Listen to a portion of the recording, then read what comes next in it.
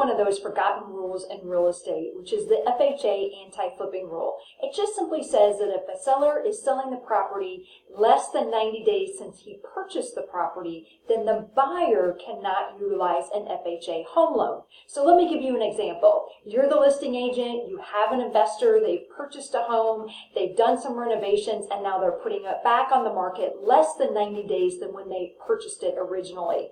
That means the buyer coming to purchase cannot use an FHA loan. So when you're filling out the MLS or the listing paperwork, you might be a little bit mindful of that. You may not even check mark that FHA as even being an option for that buyer. Now, once we hit day 91, then the opportunities open up again. You are eligible to use an FHA loan. In some cases, we may need to order a second appraisal. Doesn't happen all the time. It has to do with how much the seller purchased the property for and then how much they're selling the property for. But we'll cross that bridge when we come to it. At least at day 91, you're eligible. All right, guys, if you have any questions about that FHA anti-flipping rule, please don't hesitate to reach out.